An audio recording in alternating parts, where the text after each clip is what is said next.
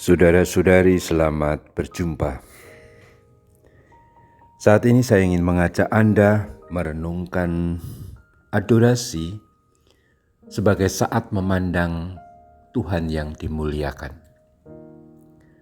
Inspirasi renungan adorasi saat memandang Tuhan Yesus yang dimuliakan adalah bacaan Injil Matius bab 17 ayat 1 sampai 3. Dikatakan di sana, sekali peristiwa Yesus membawa Petrus, Yakobus dan Yohanes, saudaranya, dan bersama-sama mereka naik ke sebuah gunung yang tinggi. Di situ mereka sendirian saja. Lalu Yesus berubah rupa di depan mata mereka. Wajahnya bercahaya seperti matahari dan pakaiannya menjadi putih bersinar seperti terang. Maka nampaklah kepada mereka Musa dan Elia sedang berbicara dengan Dia. Menarik sekali, Tuhan Yesus dimuliakan di atas gunung, bukan di hadapan publik atau semua orang, juga bukan di hadapan semua murid, tetapi di hadapan 3 murid yang dipilih Yesus, yaitu Petrus, Yakobus, dan Yohanes. Ketiga murid yang sama akan diajak Yesus ketika Yesus memasuki Taman Getsemani sebelum penderitaannya, dan pada waktu itu ketika murid itu menyaksikan Yesus sebagai manusia yang menderita, orang yang sedang dalam suasana menghadapi maut. Maka ini menarik sekali sebenarnya. Sebab saat Yesus mengajak ketiga muridnya ini di atas Gunung Tabor, dan Yesus membiarkan mereka ikut melihat, memandang kemuliaannya. Dan nanti dengan pengalaman ini diharapkan ketika sesudah memandang Yesus yang dimuliakan sebagai Allah, maka pada saat ketika Yesus nanti mengalami derita di Taman Getsemani, mereka hendaknya kuat dan teguh imannya. Walaupun kita tahu para murid tetap terguncang pada waktu Yesus menderita. Saya lebih mau menyoroti bagaimana adegan Yesus yang dimuliakan yang terjadi di atas Gunung Tabor itu terjadi ketika para murid, khususnya Petrus, Yakobus, dan Yohanes, naik ke sebuah gunung.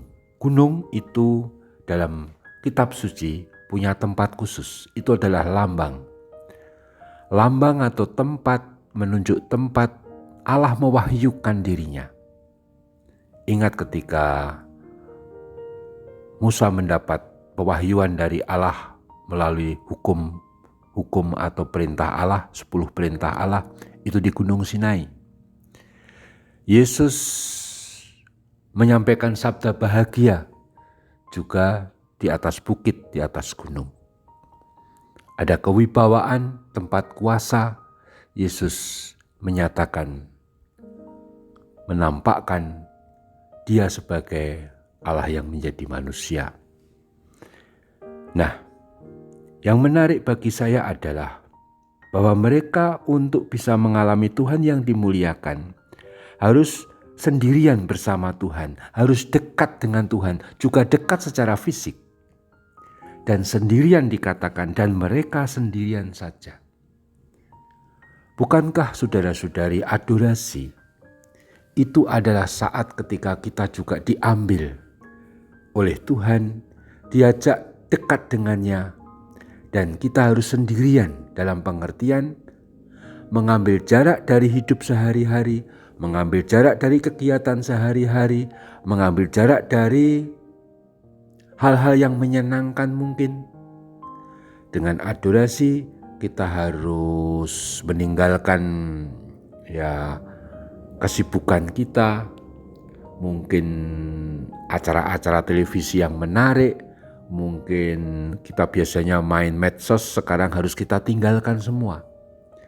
Ada situasi ketika kita harus ambil jarak dan hanya sendirian bersama Tuhan, dekat secara fisik. Bukankah adorasi itu adalah peristiwa ketika kita juga mengalami sendirian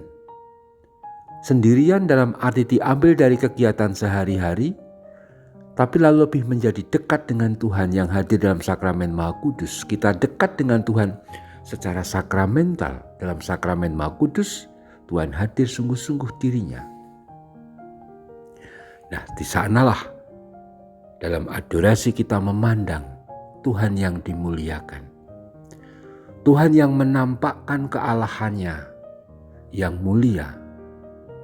Bukan untuk pamer kekuasaan, pamer kemuliaannya, tapi untuk meneguhkan kepada kita bahwa Tuhan yang nanti menderita di salib, yang menyertai kita dalam penderitaan kita sehari-hari, adalah Tuhan penyelamat yang ingin menyelamatkan kita, menebus kita, mengampuni kita, dan tidak mengendaki kita terpisah daripadanya.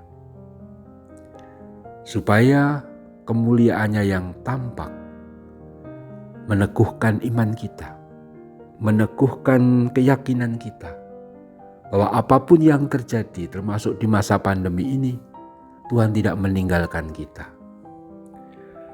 Kemuliaannya hadir dalam rupa roti suci. Memang dalam rupa secara lahiriah itu hanya roti, tapi dalam iman kita meyakini itu sungguh-sungguh Tuhan Yesus yang mulia, yang kini hadir dalam sakramen Maha Kudus, agar dia bisa menyatakan cintanya, kasihnya, jaminannya, bahwa kita orang-orang yang dikasihi, dilindungi, dan akan diselamatkan. Mari kita lanjutkan adorasi, memandang Tuhan yang mulia dalam sakramen Maha Kudus, supaya di saat kita menghadapi hidup sehari-hari yang tidak mudah, kita berpegang pada keyakinan yang teguh bahwa Tuhan selalu menyertai kita. Dia punya kuasa mengatasi semuanya pada waktunya. Terpujilah Tuhan kita Yesus Kristus untuk selama-lamanya. Amin.